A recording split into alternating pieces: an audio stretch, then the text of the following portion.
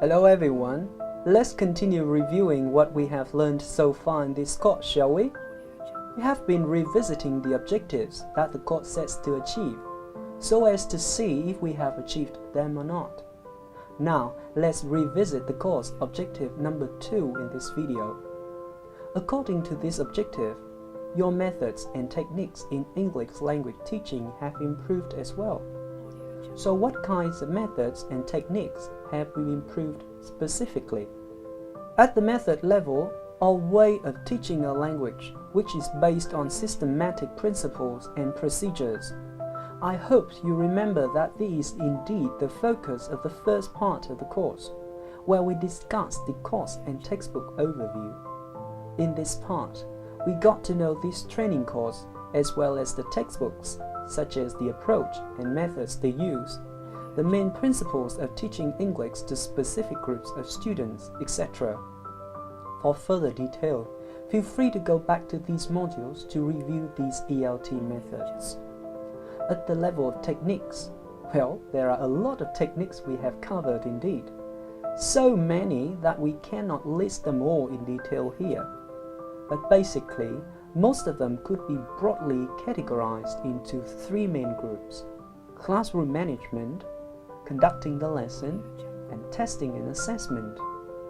According to the Dictionary of Linguistics, classroom management in language teaching refers to the ways in which student behavior, movement, interaction, etc. during a class is organized and controlled by the teacher, or sometimes by the learners themselves, to enable teaching to take place most effectively.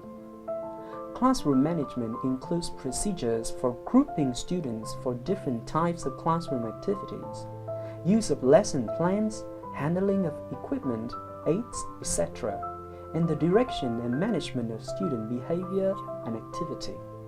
These techniques are mentioned in almost all modules, most clearly in the suggested classroom procedures for different class activities. In these procedures, we discussed how to group students, use of specific classroom resources, and discuss possible problems. They all point to classroom management techniques, don't they? Besides, there are plenty of techniques for conducting the lesson, from the beginning to the end. Most of these techniques comprise the focus of Part 2 of the training course, where we discuss teaching language and language skills with the new textbooks. More specific examples include techniques for presenting new grammar points, reviewing vocabulary, pre-reading techniques, editing in writing, to name but a few. If you need to review them, go back to these modules anytime. And of course, there are testing and assessment techniques. They form the focus of Part 3, where we discuss testing and assessment with the new textbooks. Test design techniques, feedback in oral and written forms are some examples of testing and assessment techniques we learned in this part. So, you should be amazed at the number of techniques we have covered in this course. I hope these techniques will be handy for you in your everyday classroom practices. I hope you enjoy and find the course helpful. Let us know your comments as well as the plan ahead for your future classroom practices in the discussion section below. Thank you for participating in this course. I hope you will enjoy teaching even more after this course. Goodbye. In this extra part of the video, we will watch a video from Pearson ELT on YouTube. This video gives tips about how to teach mixed ability classes. We are watching the video to understand better how to adapt our teaching to suit classes with mixed abilities. Therefore, it is related to the modules on adapting our teaching practices to different learners and environments, which we covered in the past few modules. It is also relevant, because classes with mixed abilities are very common, especially in public schools in Vietnam. As you watch the video, take notes to answer the following questions. Take some time to study the questions first before we begin.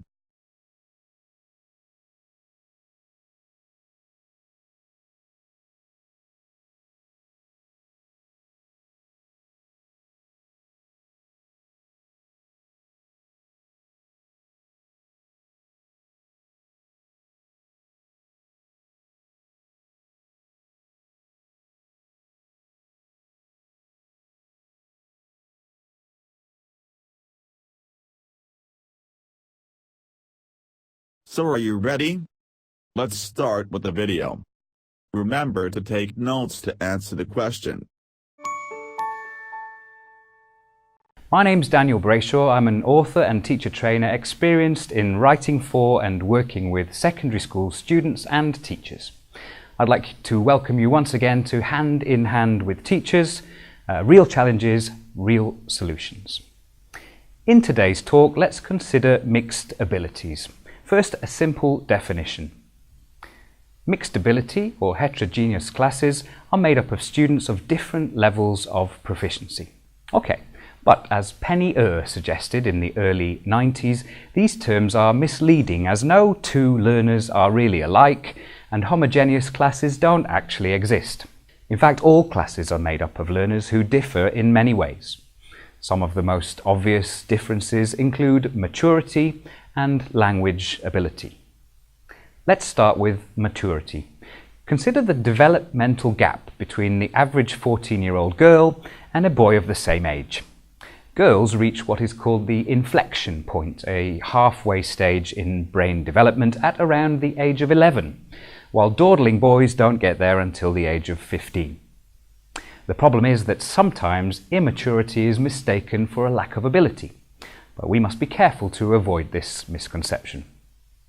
Here's what I do to minimize potential problems caused by mixed levels of maturity. Towards the beginning of a course, I have a discussion with my students, centered on what I expect of them and, crucially, what they feel is appropriate behavior in the classroom. We negotiate and agree classroom rules together and even draw up a contract for everyone to sign. Another challenge I often encounter in class is that students differ in terms of language ability. Actually, the term is not as straightforward as it sounds. In fact, we should consider two factors here. Proficiency, or in other words, how much language a student is able to understand and use at any given point, and aptitude, that is to say, language learning ability. For example, although a student may have a low level of proficiency and be weak in English, they may have a strong aptitude for learning and with the correct support, be perfectly capable of catching up. The trouble is, students vary in their learning styles and strategies, and what works for one student may not work for another. So what can we do? Well, here's what I do to try to make lessons effective for students of varying proficiencies and aptitudes. I always aim to be flexible in terms of methodology and appeal to a variety of learning styles and abilities. This can be achieved firstly through the use of a good and varied coursebook, and secondly, a wide variety of supplementary classroom activities. When I say varied, I mean varied in terms of difficulty, length, skills focus, pace, interaction patterns, etc. To paraphrase a famous quote, you can't please all of the students all of the time, but you can target as many of them as possible by varying your approach in the classroom. When it comes to helping students develop aptitude, it's well worth remembering that they not only pick up ideas from me, the teacher, but also from each other. To build awareness of different strategies for learning, I find it helpful to get the students to share their favourites by preparing a poster together or even a video guide. Subtopics can include things like how I memorize vocabulary or how I revise for tests, for example. Let's turn our attention to another challenge, namely classroom management with mixed ability groups. Before we go any further, it's important to define the term lockstep teaching. This describes a situation in which all students in a class are engaged in the same activity at the same time, all progressing through tasks at the same rate. This is very common where classes are large, furniture fixed, and materials limited. When teaching a mixed ability group in lockstep, it's almost inevitable that some of the presentations and practice exercises will be too simple for the more able students or too difficult for the less able ones. Here's what I do to make lockstep teaching as effective as possible with mixed ability groups. As I mentioned earlier, I ensure there are a wide variety of activity types and levels of challenge. I also make sure I always have extra activities ready for early finishers. A good course will come with plenty of these. Here, for example, are some activities from the Time Out section found at the back of New Challenges. These are ideal for students who finish before their peers and would otherwise sit twiddling their thumbs and losing focus. Perhaps the most important consideration when teaching to varying levels of proficiency in lockstep is how the students are grouped. Research shows that extremely effective learning takes place when one student is asked to teach another. This is because in order to teach, known information must be reorganized in the brain. Thus, pairing more and less able students can actually benefit both parties. Another approach with mixed ability groups is to differentiate input and practice according to ability. In practical terms, this requires good classroom management and the help of a course with plenty of extra components, ideally online ones. Here's how I structure a lesson where input and practice are differentiated according to students' abilities. Let's take the example of a grammar lesson at level 3 of the GSE, or around A2+ on the CEFR. It's a lesson on first conditional with if or unless, and will future with when or as soon as. It's probably not the first time that students will have come across first conditional, and certainly not the first time they will have met will future. Step 1. I begin the lesson in lockstep with everyone completing a warm-up activity together. Depending on the lesson length, I might use exercises 1 and 2 seen here on the slide. A listening comprehension containing examples of the target language. Or I might use something briefer if time is short. Step 2. Now I'm going to split the group. Less able students will stay with me for a presentation on the target language, and more able students are going to use my lab or similar online materials and do a receptive activity. For example, a reading that I've pre-selected and which contains the target language. Step 3. We're going to come back to lockstep and complete a controlled practice activity together as a group. We'll use this one, exercise 4 from the book. I'll be monitoring very closely at this point to see how the more able students get on. If there are any problems, I'll ask the less able students who've just taken part in the presentation stage to try and help. This has the twofold advantage of allowing me to check how much of the presentation the less able students have understood, and also to change the usual dynamic, which is good for the confidence of the less able students. Step 4. At this stage, we're going to split again. More able students will go back to my lab for more autonomous, controlled practice at their level, while less able students will complete further controlled practice with my support using extra materials found at the back of LiveBeat's student's book. After this, we have the option to swap roles if time. Step 5.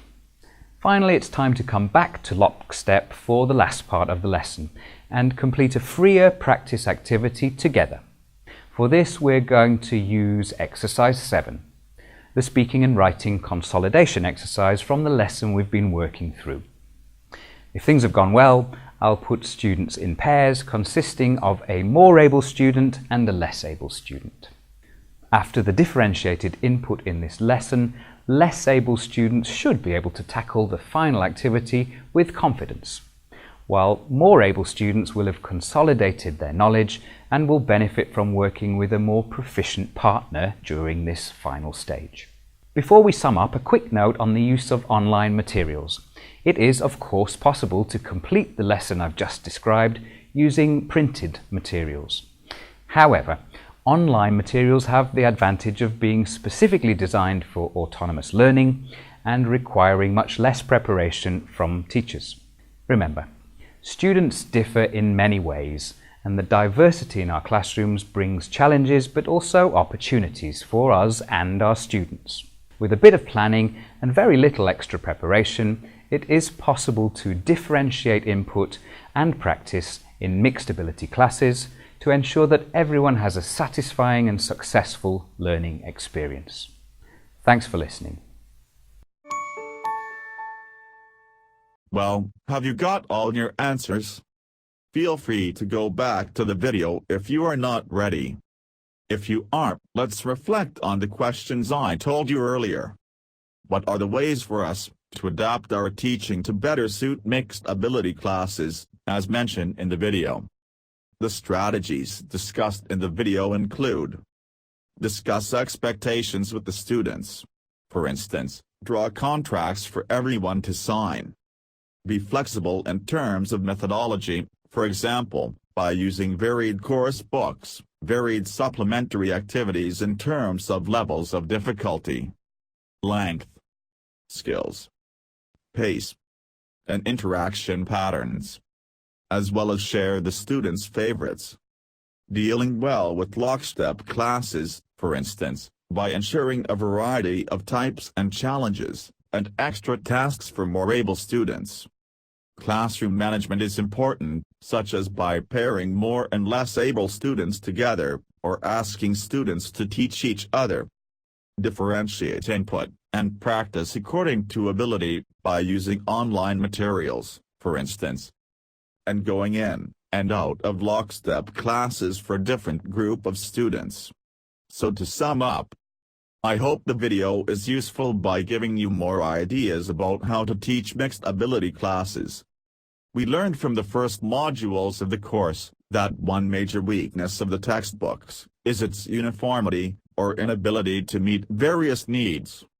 So by adapting our teaching to mixed ability classes, or large classes as discussed in the previous video, I hope it is now clearer to you how to make better use of the textbooks in your daily teaching. Enjoy teaching with the new textbooks.